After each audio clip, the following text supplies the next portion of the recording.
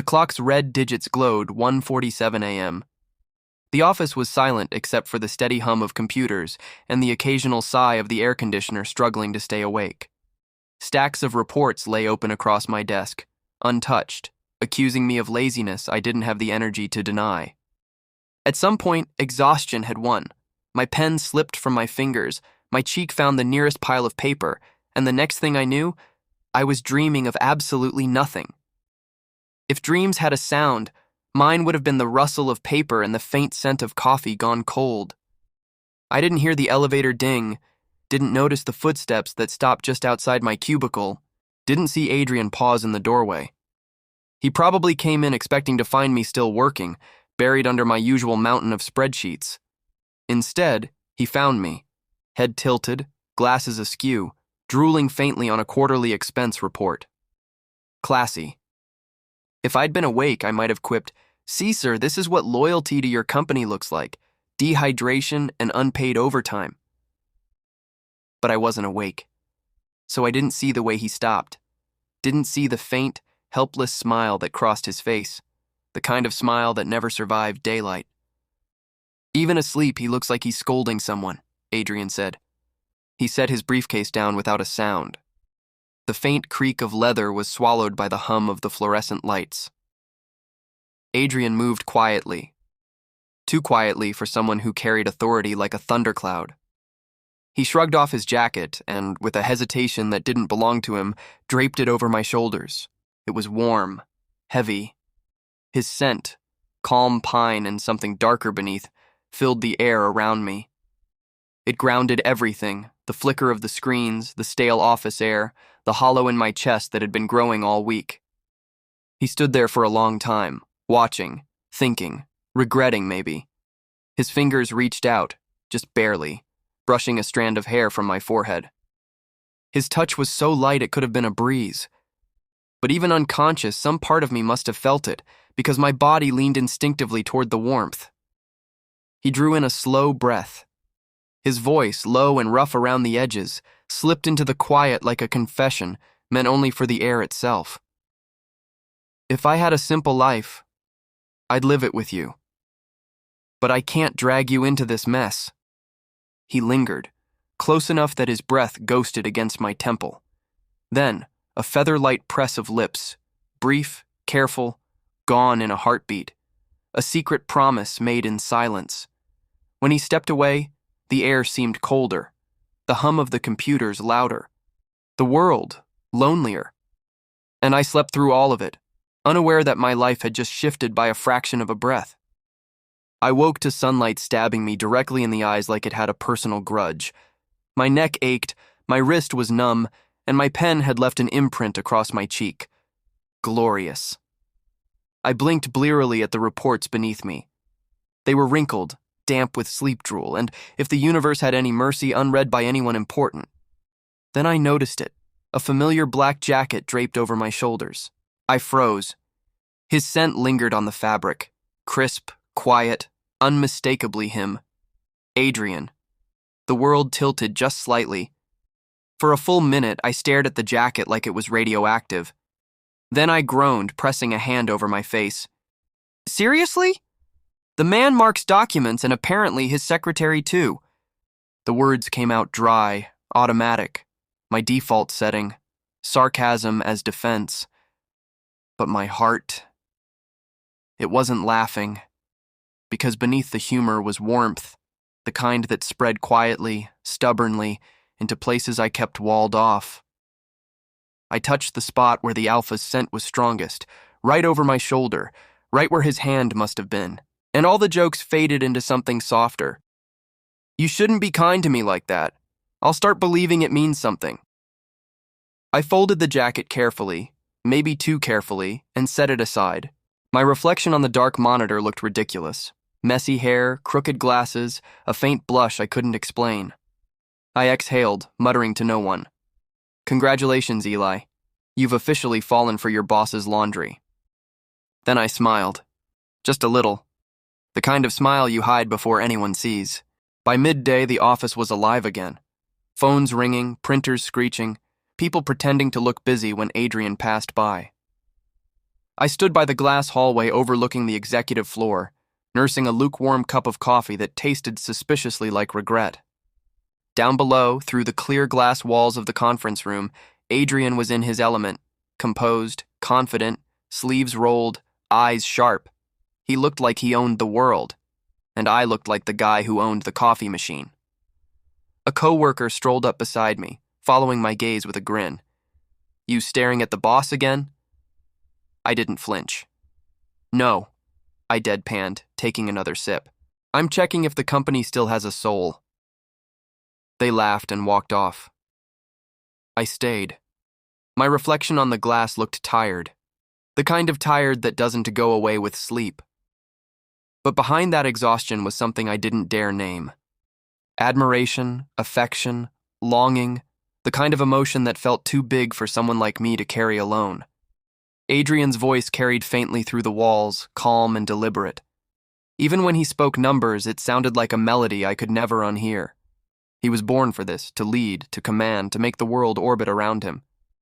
And yet, sometimes when he looked at me, the world tilted the other way. I told myself it was just in my head, that he didn't mean it, that alphas like him didn't look twice at secretaries who could barely keep their rent paid on time. But then, as if on cue, his gaze lifted, cutting clean through the glass, through the crowd of executives, landing straight on me. For one breathless second, we just looked at each other. His expression faltered. Barely. Just a flicker. Surprise, warmth, something he wasn't supposed to show. I looked away first, of course. My heart was too loud, my composure too fragile.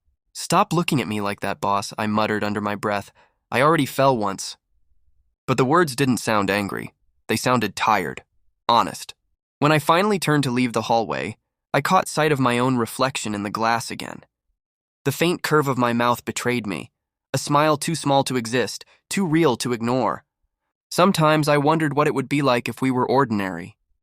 If he wasn't the alpha who carried a whole company on his shoulders, and I wasn't at the omega pretending my heart didn't need a race every time he said my name. Maybe we'd argue about dinner instead of deadlines. Maybe I'd fall asleep on a couch that wasn't surrounded by paperwork. Maybe he'd wake me up properly instead of pretending not to care. But we weren't ordinary.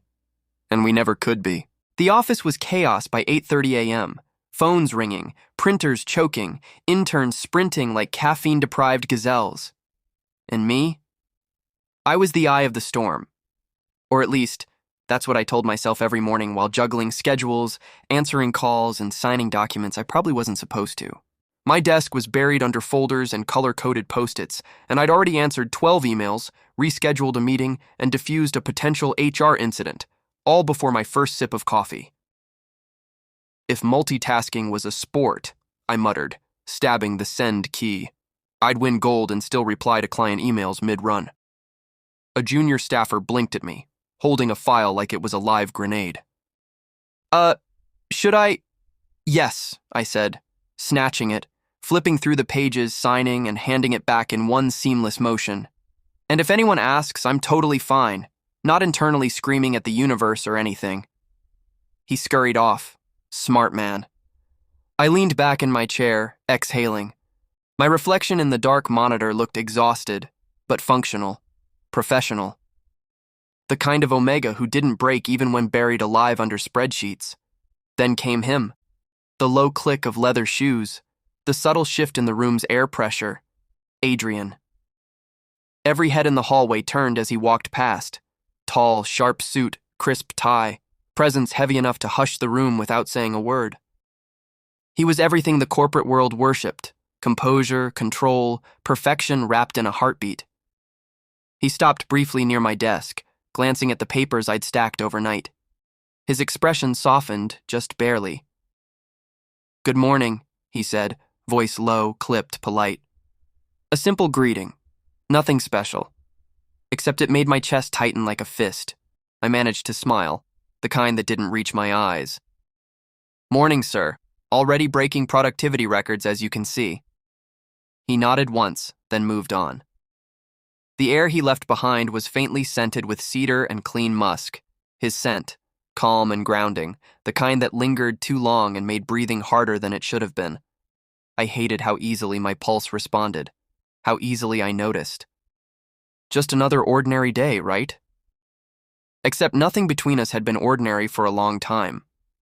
By noon, I was knee-deep in the kind of scheduling nightmare that only executives and their overpaid weddings could cause. Adrian stood by the window of his office, sunlight haloing him in gold as he scanned the week's agenda. I sat across from his desk, clicking through my tablet, pretending my heart wasn't staging a rebellion. "Your meeting with the finance board has been moved to Thursday," I said. "Also, the florist sent confirmation for—" I stopped mid-sentence. The word hung awkwardly. "For the wedding arrangements." He looked up slowly. "Yes. Continue." I shouldn't have felt anything. It wasn't news. His engagement had been public for months, a perfectly arranged match with another high-status alpha. Business, strategy, not love. At least that's what I told myself every time the thought scraped through my chest. "Right," I said, scrolling mechanically. "The florist's confirmed for Saturday. The catering team will arrive at noon. I'll make sure the menu doesn't clash with your heartbreak consultant." His brow arched slightly. "Heartbreak consultant?" "Just trying to anticipate future needs, sir," I replied dryly. "You know, efficiency." He almost smiled. Almost. "You seem invested." "Of course, it's not every day I get to organize someone's happily ever after." I looked up, forcing my tone to stay light, my face unreadable. "I'll make sure everything runs smoothly, sir, including your emotional detachment." Silence. The kind that stretches just a little too long.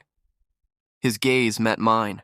Steady, unreadable, a storm behind calm waters.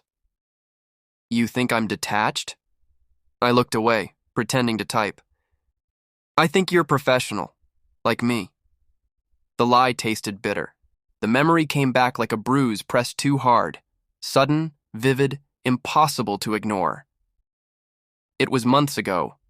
The company retreat. Some genius had decided that dragging everyone into a remote mountain resort for team bonding was a good idea. Translation: forced karaoke, bad barbecue, and me pretending to enjoy small talk with people who thought omega was a polite insult. I still remembered muttering, "Oh, great. Even out of office hours, I'm working for the boss. Should have just added personal babysitter to my job title." By the third night, most people were drunk or asleep. The music had quieted. The fire had burned down to soft embers. Adrian had stayed longer than usual, his composure unraveling in the gentlest ways.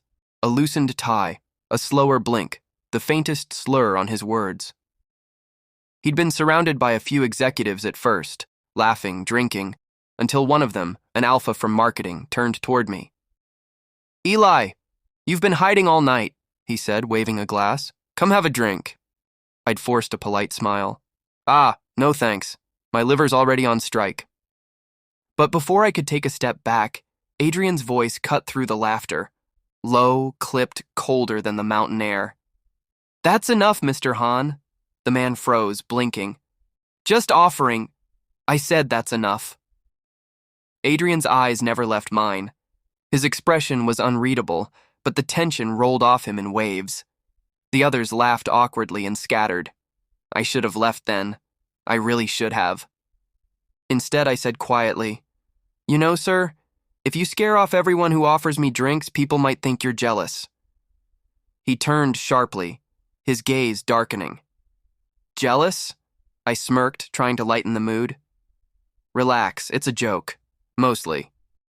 He didn't reply, just stared. Then, to my utter confusion, he reached for the bottle and poured another glass. "Come with me," he said. His tone left no room for argument. I followed him up to his cabin, rolling my eyes. "Oh, sure. Midnight meetings in secluded lodges. Totally HR approved." He didn't laugh. The door shut behind us with a soft click. And then everything changed. The moment was quiet, charged, the scent of cedar and storm in the air. His jacket was gone, his sleeves rolled up. His eyes, no longer calm. He stepped closer. Too close. My back met the wall, cold against my spine. "Adrian," I said, voice smaller than I intended. You're drunk. You should sit. His hand hit the wall beside my head, not roughly, but with intent. His breath fanned against my cheek, warm, sharp with whiskey. I can't stand it, he murmured, voice rougher than I'd ever heard. Seeing anyone touch you. My heart stopped. That's the alcohol talking. He shook his head slowly. No, the alcohol just stopped me from pretending. I tried to speak, to joke, to do anything that would break the tension, but then he leaned in, and the world tilted. The first kiss was unsteady, desperate. His lips hot, tasting faintly of bitterness and something I couldn't name. I should have pushed him away. Should have reminded him who we were, boss and secretary, alpha and omega, wrong in every possible way. But I didn't. I couldn't. His hand slid to my waist, the other cupping the back of my neck as if I might vanish. The kiss deepened, a low sound rumbling from his chest that sent shivers down my spine. When he pulled back, his eyes were darker, his breathing uneven. Eli, he said, my name breaking like a plea. Tell me not to. I didn't. I couldn't. The mark came after, sharp, searing, and yet heartbreakingly tender. His teeth grazed the curve of my neck, his scent washing over me in waves. For a heartbeat, it felt like belonging, like something I'd spent years pretending I didn't need. Then reality snapped back. By the time the first light of dawn touched the cabin window, I was gone.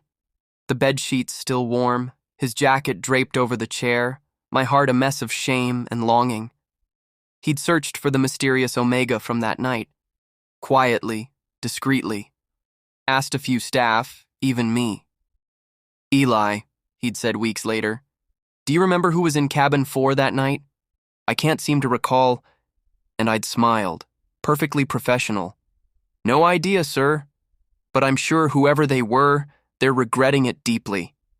He hadn't pushed, but I'd seen the flicker of something behind his eyes, suspicion maybe, or memory. And ever since, we'd danced this silent, excruciating waltz of pretending. He didn't ask again, and I didn't confess. I blinked, snapping back to the present. My pen had paused over the meeting notes, my thoughts far away. Eli? Adrian's voice cut through, smooth and steady. You seemed distracted. I forced a smile. Just wondering if I should add wedding therapist to my job description, sir. He tilted his head slightly. I never asked you to... No, I interrupted softly. You never ask for anything, do you? For a moment our eyes met, the air between us thick with everything we'd never said. He looked away first, clearing his throat. Prepare the reports for tomorrow's briefing. Yes, sir, I murmured, scribbling on my pad. My hands were steady. My heart wasn't. As he turned toward the window again, sunlight tracing the line of his jaw, I thought, not for the first time, that if he ever remembered that night, if he ever looked too closely, everything would break. He hides behind his suit. I hide behind my smile. Maybe that's fair. But sometimes, when he says good morning, I almost forget we're both lying. And if he ever learns the truth, that the Omega he marked that night was the one who brings him coffee every morning, the world we built on silence will finally shatter. Ordinary days, extraordinary secrets. The next day, I was halfway through drowning in expense reports when a shadow fell across my desk. The kind of shadow that came with authority, cedar scent, and emotional damage. I looked up. Adrian stood there, immaculate as always, holding something in his hand. Your desk looks like a war zone, he said evenly. That's because it is, sir, I replied, flipping through pages. I'm fighting for survival. Office edition. He didn't smile, but there was that faint twitch in his jaw, the one I'd learned meant amusement, or frustration, or both. Then he extended an envelope toward me. This is for you. I blinked. What is it? My termination notice? Because honestly, I'd frame it. His gaze didn't waver. It's an invitation. To the wedding. I stared at the envelope like it might bite me. Oh, great. I said finally. A front row seat to emotional self-destruction. Silence. He blinked.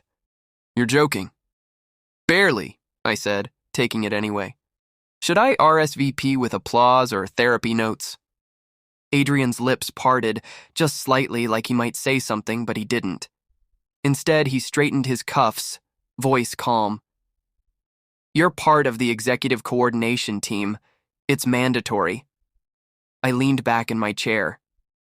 Of course, nothing says corporate efficiency like watching your boss marry someone else. He hesitated. Something flickered across his eyes, too quick to read. You'll be compensated for the extra hours. Oh, perfect, I said lightly. I'll use that to buy earplugs for the vows. He gave me one last unreadable look before turning away.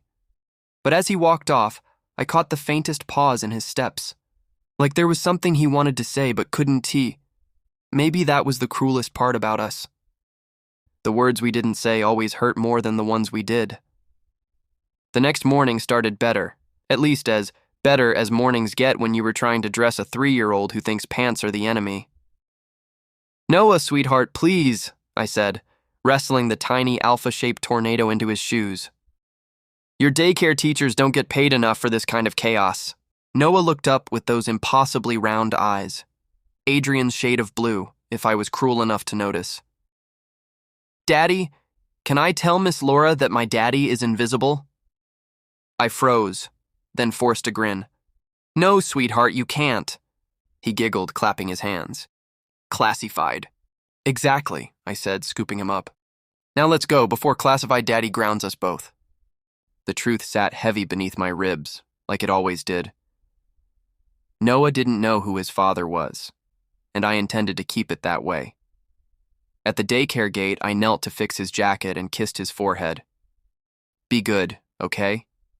No telling stories about invisible daddies or the teacher will call me again. Noah grinned. Kay, love you, Daddy. Love you more, I whispered, watching him run off.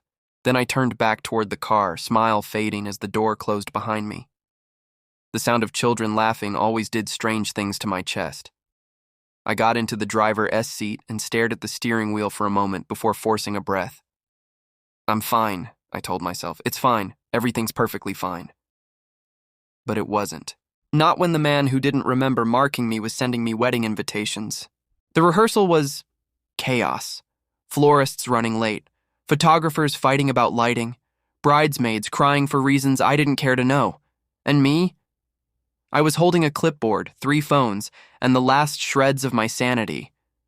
Perfect, I muttered, straightening the bride's veil for the 3rd time. She gets the alpha, I get the spreadsheets.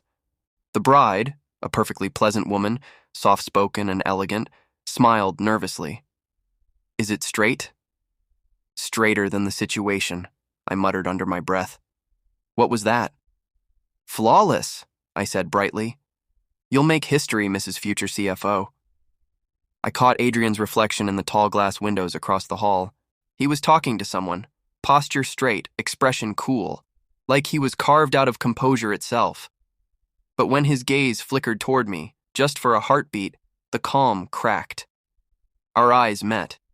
He looked away first. I scribbled a note on my clipboard. Memo: stop making eye contact with emotionally unavailable bosses. Side effects include regret and insomnia. After the chaos died down, I lingered backstage, checking the setup one last time. Adrian came up quietly, hands in his pockets. Good work today, he said softly. I looked up, feigning exhaustion.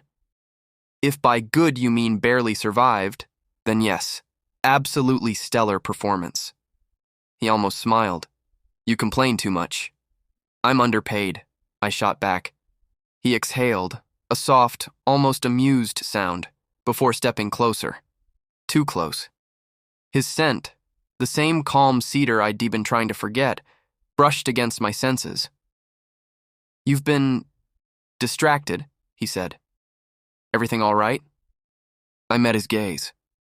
You're getting married. I'm fine. It's just festive trauma. He didn't laugh. Instead, his eyes softened. That dangerous kind of softness that made my heart forget the rules. Eli? He started, then stopped himself. The hesitation stretched. Never mind. I tilted my head, smirking. You were going to say something serious, weren't you? Don't worry, I won't tell anyone the CEO of Morgan Group has feelings. He shook his head slightly, the ghost of a smile tugging his lips. You're impossible. I try. He left soon after. A brief, quiet exit, like always. But the scent he left behind lingered far longer than he did. That night, Adrian sat alone in his study, the glow of the city washing through tall glass windows. The invitation list lay open before him, but he wasn't reading it. His mind had wandered again. To him, Eli, that ridiculous, sarcastic, infuriating man who somehow made his life feel human. Adrian leaned back in his chair, eyes closing. He could still remember the first time he de-hired Eli, how the Omega had argued about company policy in his interview. You don't want a yes man, sir. You want someone who'll tell you when you're being stupid. No one had ever spoken to him like that before. No one dared. And maybe that's why Adrian kept him close. Too close. But the closer he got, the more he remembered what closeness cost. Adrian's inner thought. My father used to take everything I cared about. The first dog I ever brought home, he killed it the same night. He said, an heir doesn't love things, he owns them. Adrian's jaw clenched. The memory burned. The helpless rage, the sound of a puppy's whimper cut short, his father's cold stare. So I learned, he thought bitterly, love makes you weak. Attachment is a noose. And yet, every time Eli smiled at him with that reckless warmth, every time he muttered something sarcastic under his breath, Adrian felt that noose tighten around his heart again. He whispered into the empty room, maybe this is the only way I can protect you, Eli. From me. From all of it. The wedding, this charade, was his shield. His way of keeping his father's shadow from touching the one person who made him forget to breathe. But even lies had cracks, and Eli had a way of slipping through every single one. Meanwhile, I was sprawled on my couch, Noah fast asleep beside me, his tiny hand gripping my sleeve. I brushed his hair gently, whispering, You're getting heavy, you know that? He stirred, mumbling, Night, Daddy. I smiled faintly. Night, bug. For a moment, I let myself just watch him, the small rise and fall of his chest, the innocence that made my heart ache. He was everything good I'd ever done, everything pure I'd ever protected, and everything I could lose if the truth ever came out. My phone buzzed with a message. Adrian. Tomorrow's ceremony starts at 10. Don't be late. I typed back without thinking. Wouldn't dream of it, sir. Someone has to keep the bride from running away. Then deleted it. Too familiar. Too easy. I settled for Eli. Understood. I set the phone aside, leaning my head back against the couch. You're marrying someone else, I thought. And I'm still here scheduling your happiness. A bitter laugh slipped out. God, I'm pathetic. Outside, the city lights blurred into streaks of gold against the window. Bright, distant, unreachable. Maybe that's what we were. Two people pretending distance could keep them safe. Two fools trying to act like they hadn't already crossed the line long ago. I keep pretending I don't care. He keeps pretending he doesn't notice. But pretending only works until someone stops. And the wedding week was already starting to fall apart. If heartbreak had a soundtrack, it would probably be this. Violins, vows, and the collective sigh of the wealthy pretending love could be scheduled on a calendar. I stood near the back of the grand hall, clipboard in hand, pretending his chest wasn't caving in. The wedding was a flawless performance. The chandeliers dripping light, petals scattered with mathematical precision, the air thick with designer perfume and polite applause. I'd helped plan every second of it. I'd chosen the champagne, checked the sound system, rehearsed the bride's walk. And now, I was the only one in the room trying not to scream. Love looks better from the sidelines anyway, I muttered under his breath. The sound technician beside me gave me a weird look. I offered a half smile. Sorry, allergic to commitment.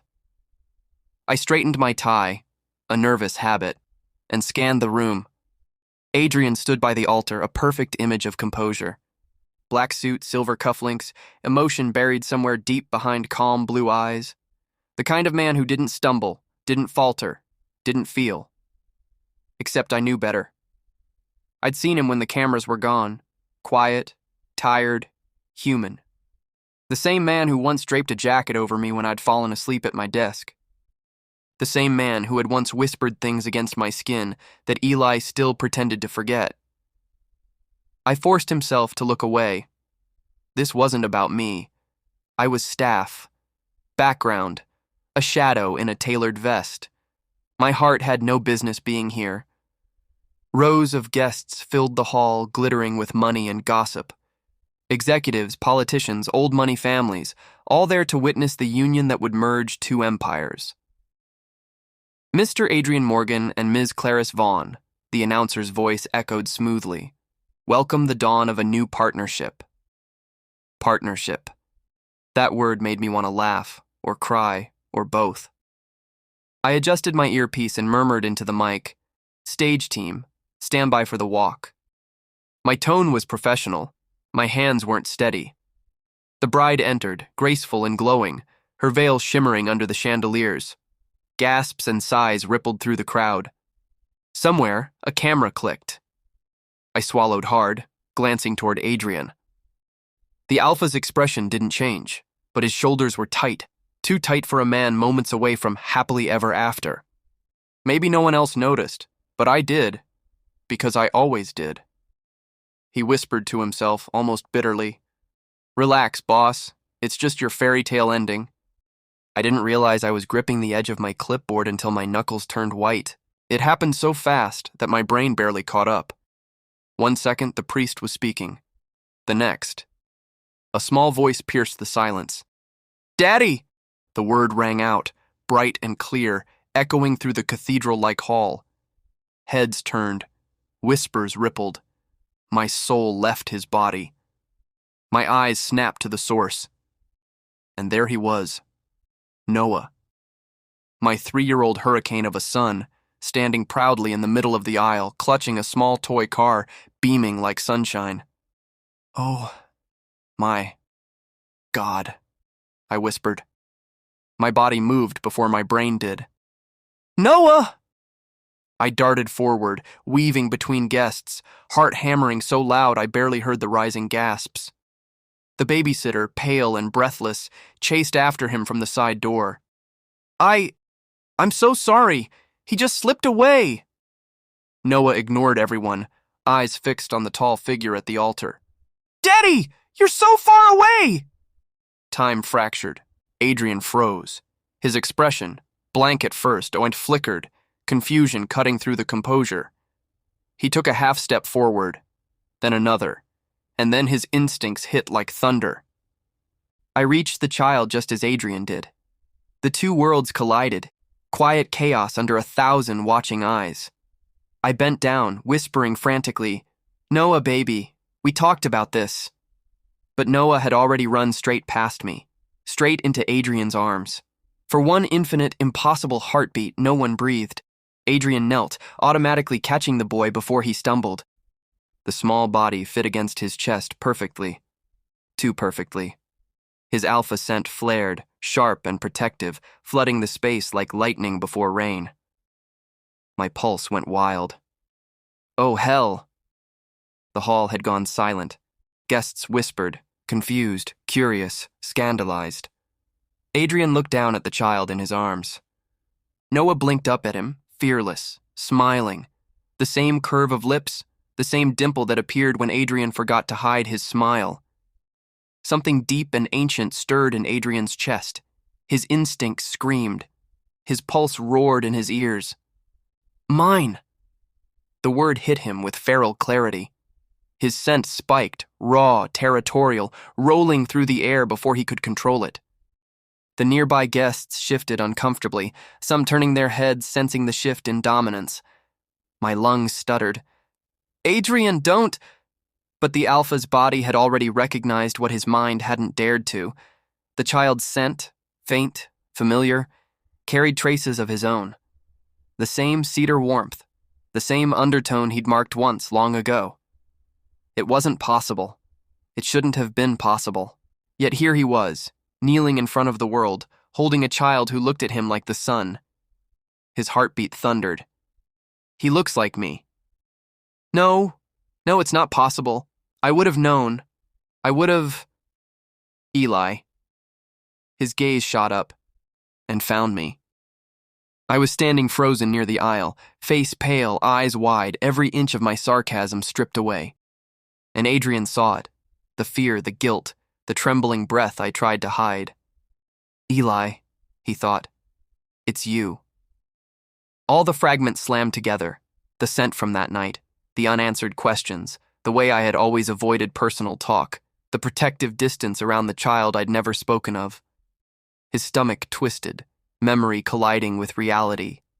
The mark, the night he'd thought was a dream. The voice that had whispered his name like a prayer. I can't see you with anyone else.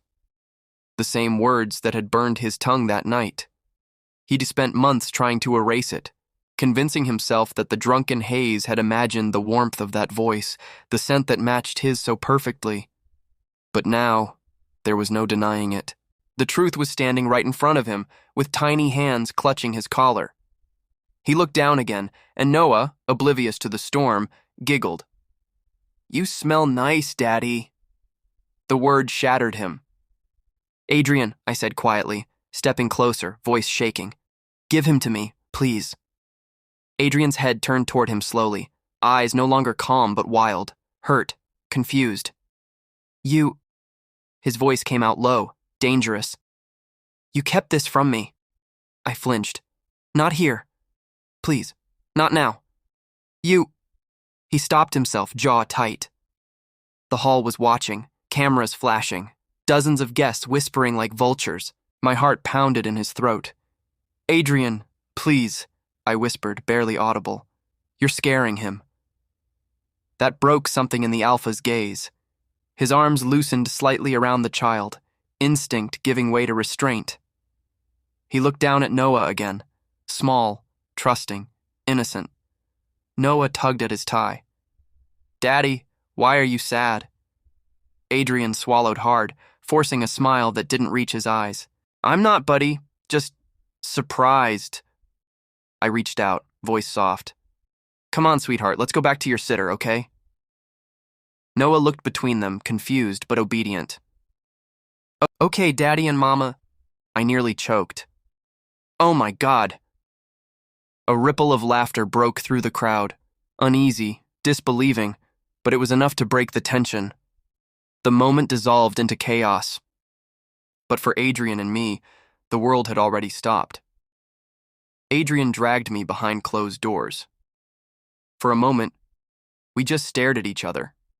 I spoke first, voice barely steady. You weren't supposed to find out like that. Like that? Adrian's voice was quiet, cold, trembling beneath the surface. You mean it all, don't you? I winced. It wasn't... It's complicated. Complicated?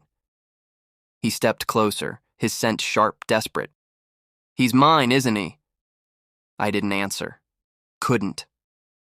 Adrian's throat worked, emotion raw behind his steady tone. You should have told me, Eli. And what would you have done? I shot back, voice rising. Married me? Introduced our kid to the board? You can't even admit you have a heart, Adrian. Silence crashed between us. Painful. Real. Finally, Adrian's voice broke, barely a whisper. I would have protected you. I stared at him, eyes burning. You're marrying someone else, Adrian. Protection's a little late. I thought I could keep the truth quiet. But truth doesn't care about timing. It always shows up, usually wearing tiny shoes and shouting in public, I thought. Adrian looked in my eyes and said, I lost everything I ever loved once. I won't lose this time. And outside, the church bells began to ring, for a wedding that would never finish. He is not yours, I said and left immediately. If someone ever wrote a book about my life, this chapter would be called Running Away in Designer Shoes While Your Ex-Fiancé Realizes He Has a Father. I slammed my apartment door shut and leaned against it, panting. Noah clung to my leg, wide-eyed, clutching his toy car like a security blanket. It's okay, baby, I said, my voice still shaking. Daddy's got this. Everything's fine. He blinked up at me. You look sweaty. Observant as always, I muttered, dropping to my knees and hugging him close. His small arms went around my neck, warm and solid and real, the only thing in this entire disaster that was real. My brain was chaos. I didn't remember leaving the venue. I just remembered Adrian's face, that look, the exact moment realization hit him, the kind of shock that rewrites someone's world in silence. And now, he knew. I tried to breathe, tried to calm the shaking in my hands, tried not to imagine what came next. There was a knock, sharp, controlled. I didn't need to ask who.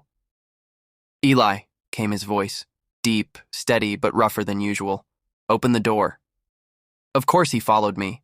Alpha instincts were basically GPS with emotional trauma. I exhaled, muttering, fantastic.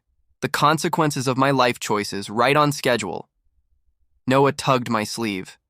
Is Daddy mad? I swallowed. We'll find out. I opened the door halfway, ready to tell him off. But Adrian didn't wait for permission. He pushed past me, pacing straight into my living room like he owned the place, which, considering the rent was paid from his company's paycheck, wasn't entirely wrong. His scent hit first, sharp cedar and storm, thick with adrenaline. He looked furious and lost all at once. Whose child is he demanded, voice low, trembling around the edges. Straight to the point.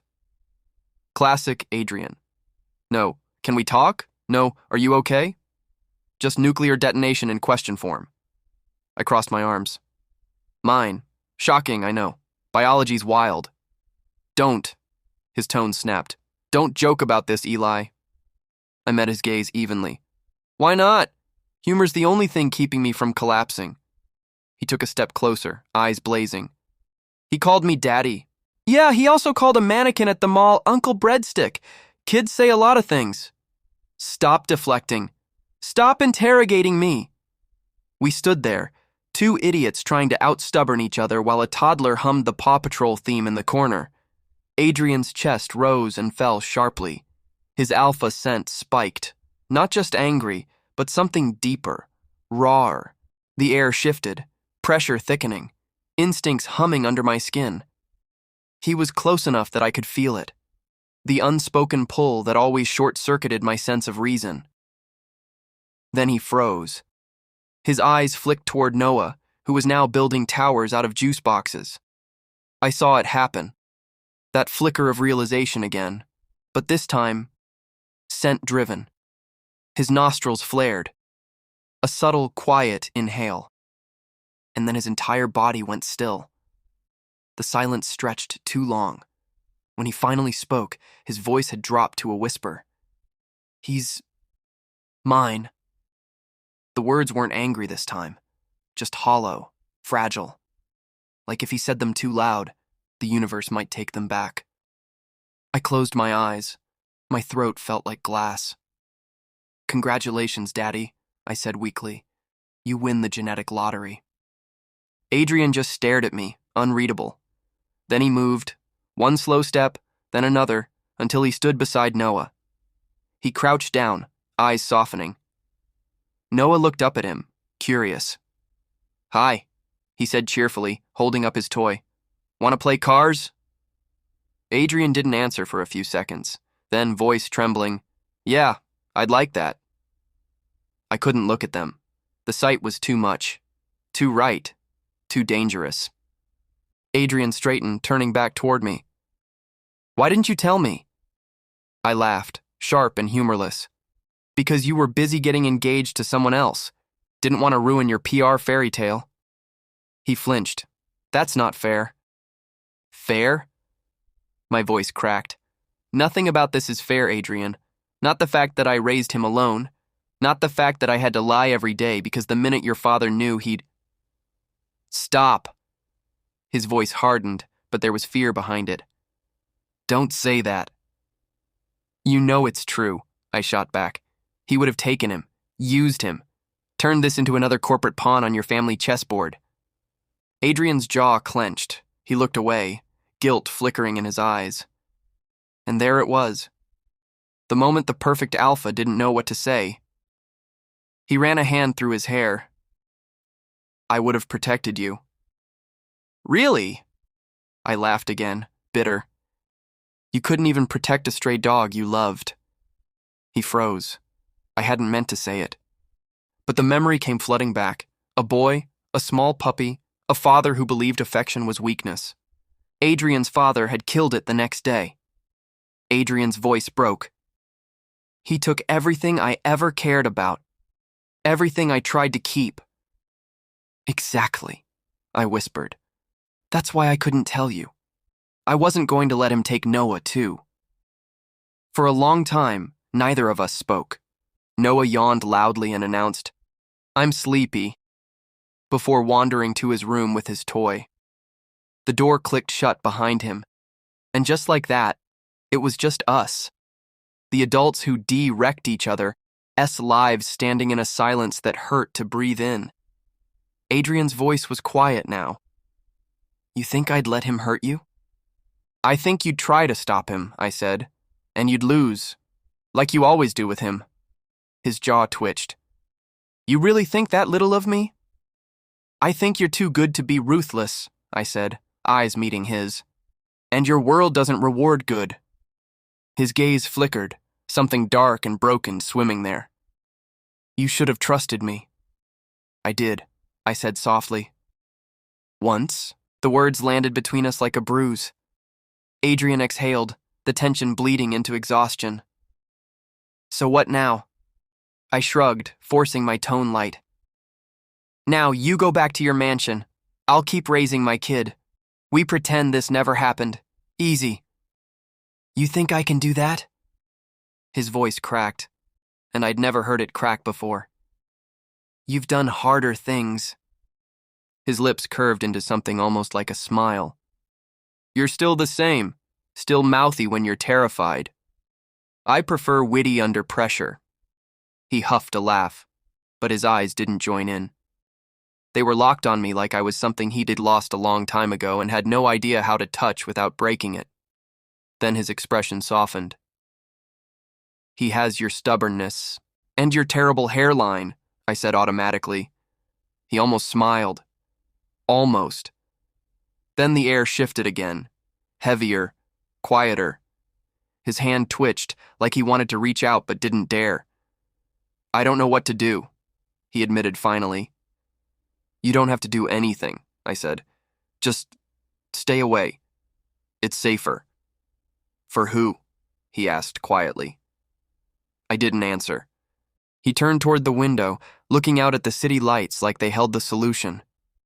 My whole life I was told that love is leverage, that caring makes you weak. I stayed silent. But when he called me daddy, he stopped, swallowing hard. It didn't feel like weakness. It felt like... He shook his head. Like something worth losing everything for. Something in my chest stuttered. You don't get to say things like that, I said softly. Not when you're still engaged. He looked back at me, and the devastation in his eyes almost knocked me over. You think I can go back to her after this?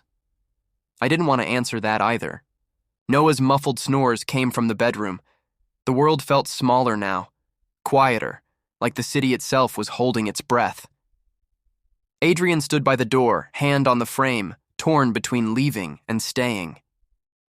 Eli, he said, voice low. I'm not going to disappear. I smiled faintly. You always say that.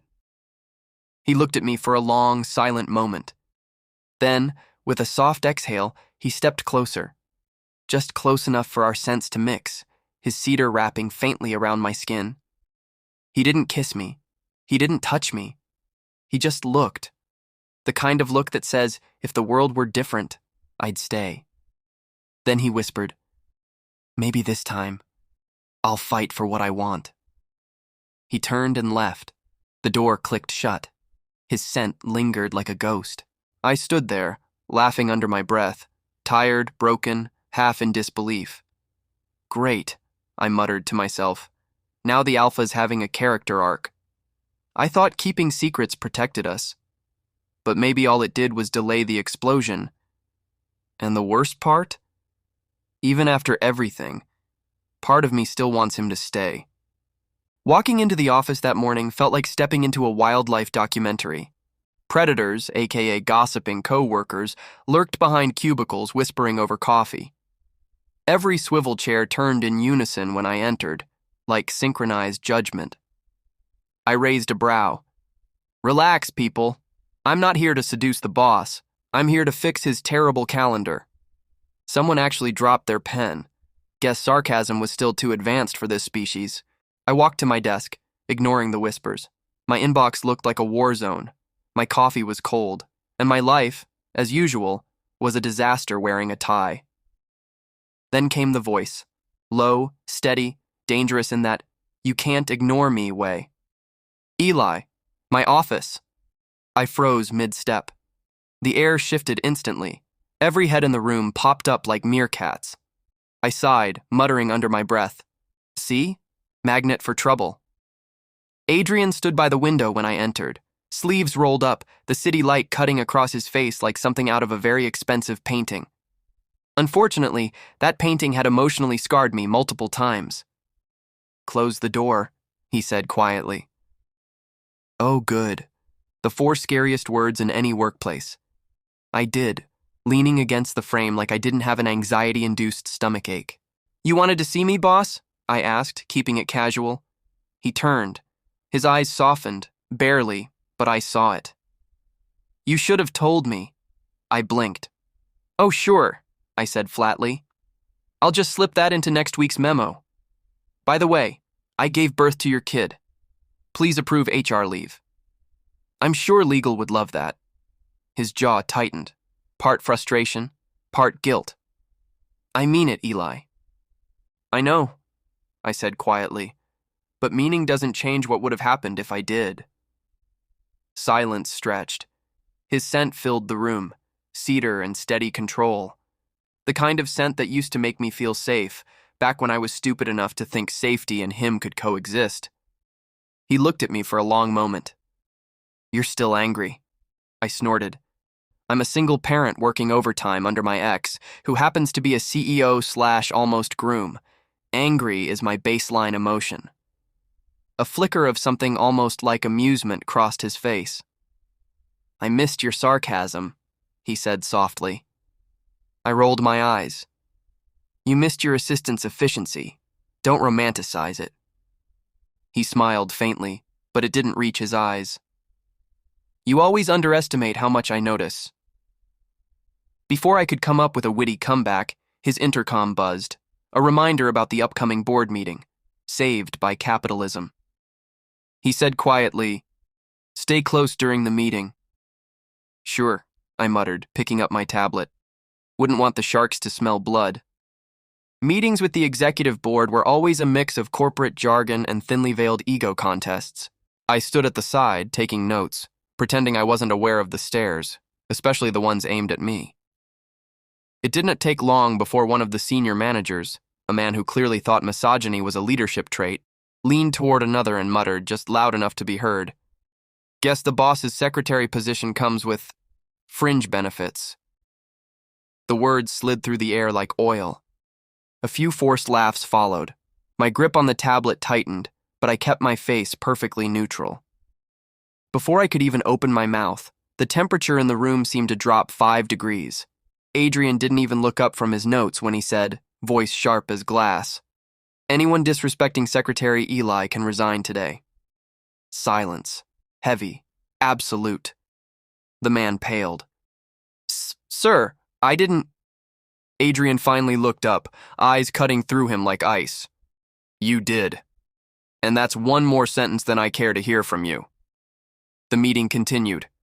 No one dared breathe too loudly after that. I stood there, pulse still racing, pretending to focus on my notes. When Adrian's hand brushed mine briefly while taking a document, I caught the subtle brush of his scent, grounding, protective, infuriatingly steady. He didn't look at me, but his words from earlier echoed in my head. You should have told me. Maybe he was right, or maybe I was right to stay silent. Either way, now the whole company knew there was something electric between us, and no amount of professionalism could hide it. As the room cleared, I leaned toward him, keeping my voice low. Wow, didn't know I came with alpha-grade protection. He didn't look up from his papers. You always have. That shouldn't have made my chest ache, but it did. I forced a grin. That's cute. You rehearsed that?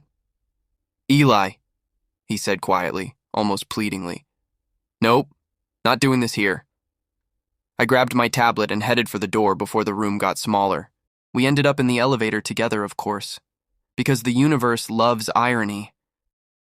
The air was too quiet, too close. I could feel the hum of his scent beside me, calm, controlled, but threaded with something warm and dangerous. You didn't have to defend me, I said finally, eyes fixed on the glowing floor numbers. He glanced at me. I wanted to. That's not smart, I said. People already love gossip. He stepped a little closer. Let them talk. I snorted. Careful, boss. People might think you care. He turned then, really turned, meeting my eyes fully. Maybe I do. Something in his tone made my heartbeat stutter. It wasn't a confession. It was a quiet, inconvenient truth he couldn't stop himself from saying. I swallowed. That's your problem, then. He smiled faintly, that rare, small, devastating smile that used to undo me completely. Maybe, he said softly, but it's a problem I'll live with. The elevator dinged. The doors opened. I stepped out first, pretending my legs weren't shaking. Back at my desk, I could feel eyes on us, whispers swirling like smoke. I ignored them, typing away, pretending my heart wasn't doing cartwheels. From the corner of my eye, I saw Adrian through his office window. Calm, composed, but every few minutes, his gaze flicked toward me. Just a glance. Barely there. But enough. And I hated that part of me still warmed under it. I typed a memo to him. Next time you want to make a statement, maybe buy me coffee instead of firing an executive. He replied 5 minutes later. Noted. Latte or cappuccino? I bit back a smile. Damn him. I muttered under my breath. You really don't make this easy, do you, boss? Somewhere behind that glass, Adrian looked up, like he heard me. He keeps saying I always had his protection. But maybe that's the problem. Because every time he shields me, I forget how to keep my own walls up. The week after the wedding that wasn't a weird tea felt like walking through a minefield of whispers and coffee cups that stopped clinking whenever I walked in. I'd perfected the art of pretending not to notice. Relax, people, I said Monday morning, dropping my files onto the break room table. The baby's not going to call any of you daddy, promise. The silence that followed was so thick it could have been served on toast. I grabbed my mug, poured coffee, and added, although the way some of you gossip, maybe check your schedules for paternity tests. That got a few nervous laughs. Good. Let them think I was fine. Inside, I wasn't.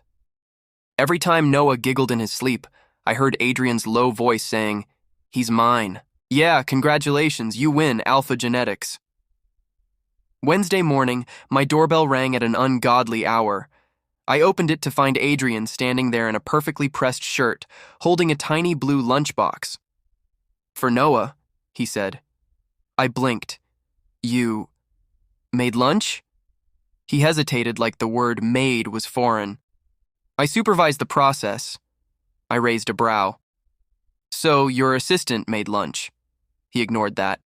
I want to help. Be there for him. I leaned on the doorframe. You can't just CEO your way through parenting, Adrian. You can't schedule bonding time like a board meeting.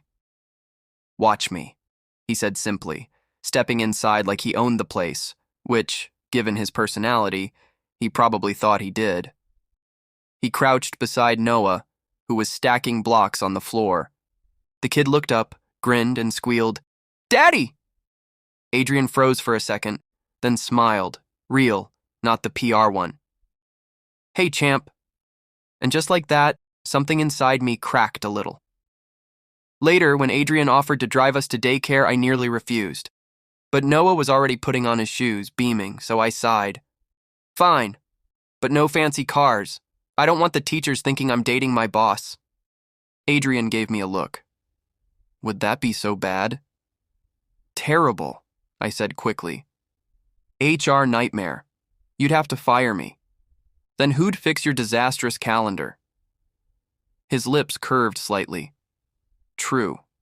No one else could survive your sarcasm." He had no idea how close he was to the break the walls I build around my heart. By noon, the office buzzed like a hive of rumors. I could feel it.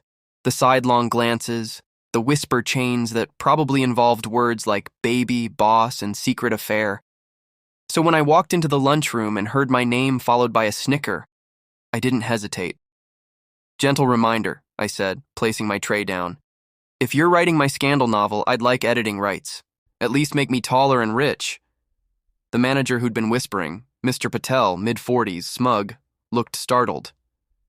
"We were just talking." "Loudly," I cut in. "Maybe next time try whispering into a pillow." The room went dead silent, and then Adrian walked in.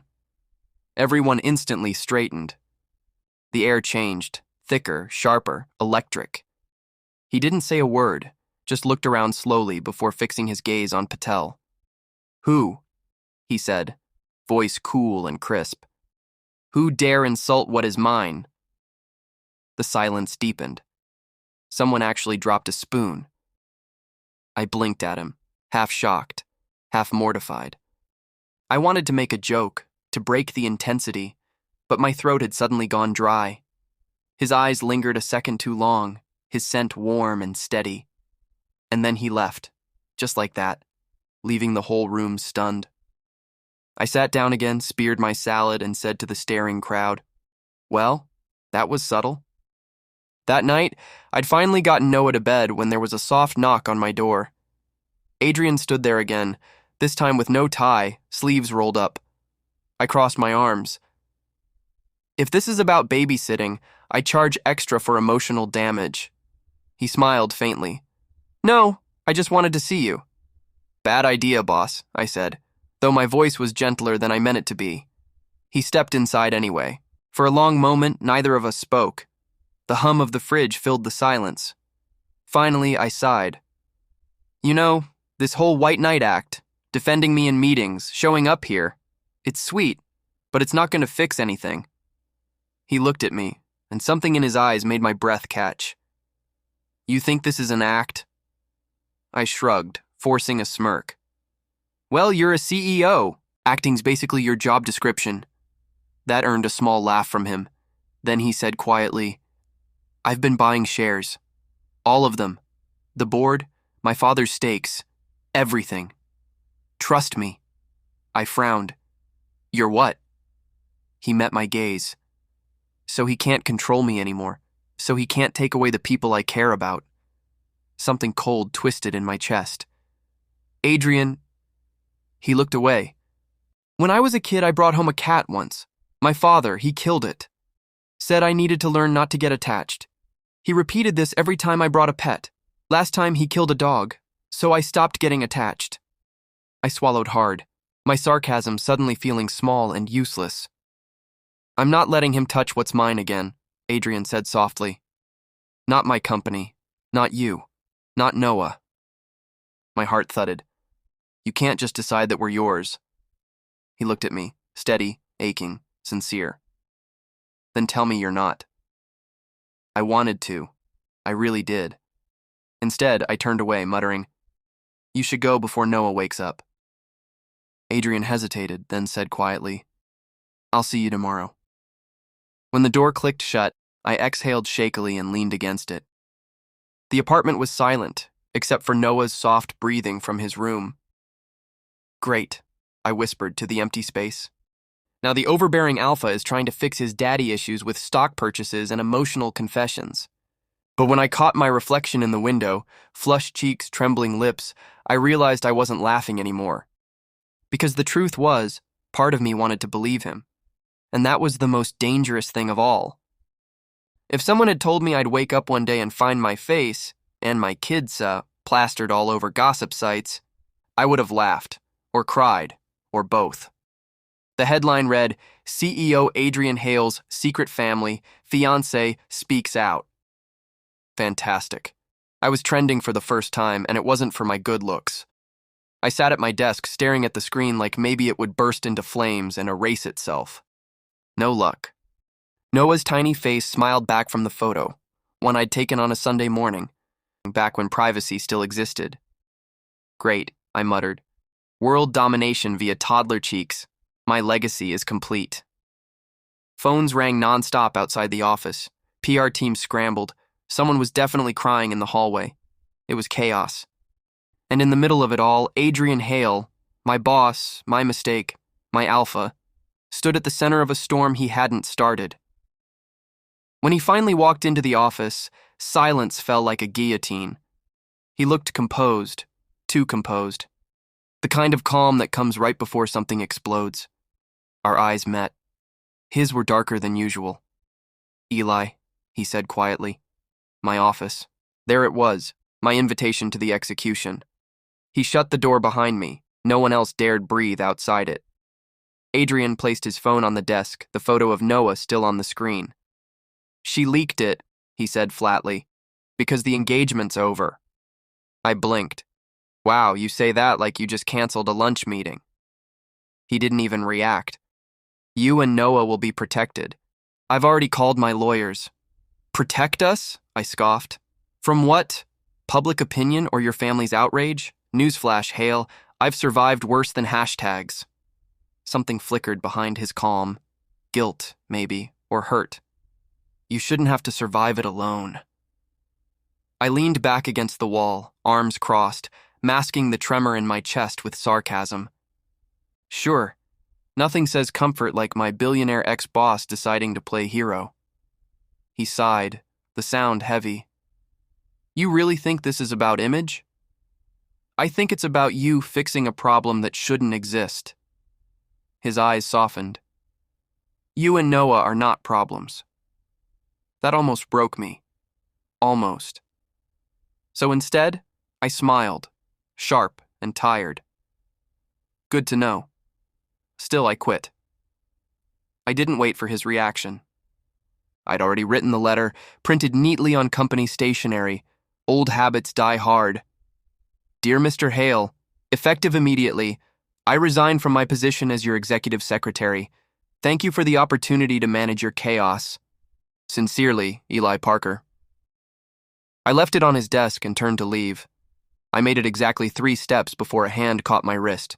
Eli, Adrian said, voice rougher than I'd ever heard it. You think I'd let you go? That's kind of the point, I said without turning. You're not supposed to keep what you've already broken. His grip tightened, not enough to hurt, but enough to make my breath hitch. You didn't ruin me, Eli. I laughed, low and bitter. Tell that to your PR department.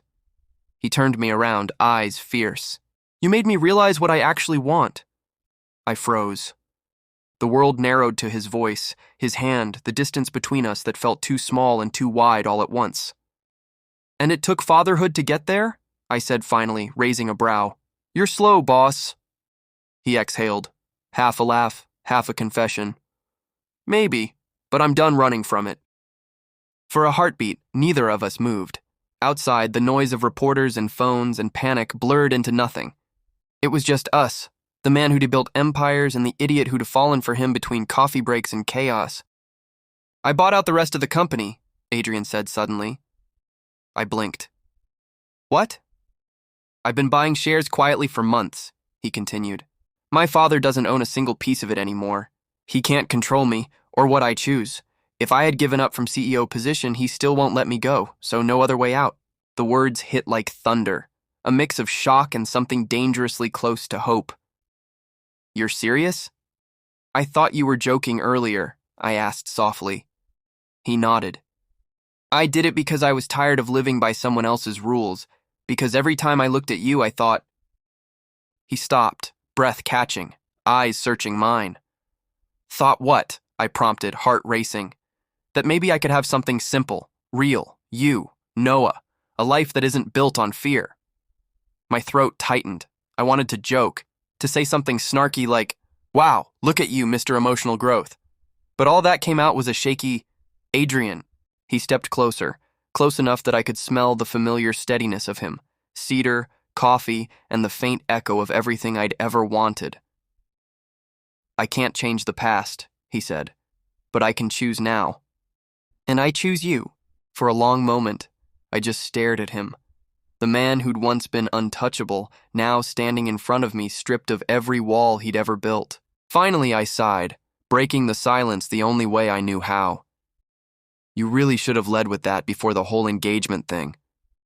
He smiled faintly, relief flickering in his eyes. "Duly noted." I took a step closer, close enough to feel his breath. "And what now, boss? You gonna write a press release about us?" He shook his head slowly. "No, I'm done performing. I just want to live." Something inside me cracked. The last bit of distance I'd been clinging to. "You're really an idiot," I whispered. "I know," he said. "But I'm your idiot now." That night, when the news finally stopped spinning and the city went quiet, I stood by my apartment window, Noah asleep in his bed. My phone buzzed. A message from Adrian. They can say what they want. I'm not letting them define us. I don't care about others' opinions. What I care about is you. I wrote, "Bold of you to assume I'm part of us." Adrian messaged, "Then tell me I'm wrong." I stared at the message for a long moment before typing back. I wrote, "You're still slow, boss, but you're learning." And for once, I didn't delete the smile that followed. Mornings used to mean chaos. Coffee gone cold, Noah's shoes mismatched, and me running late because my boss thought 8 a.m. meetings were a lifestyle choice. Now, mornings meant something entirely different, like watching the most powerful alpha in the city struggle with a frying pan. I leaned against the kitchen counter, arms crossed, amusement plain on my face. "You burn eggs for a living now? Impressive career change, Mr. CEO. Adrian didn't even flinch, flipping something questionably edible with a spatula. "Learning for you two," he said simply. I blinked. "You say that like you're applying for the world's hardest internship." He turned, smiling faintly. "I've handled mergers worth billions, Eli, but getting Noah to eat without throwing cereal at me, that's the real test of leadership." I snorted into my coffee.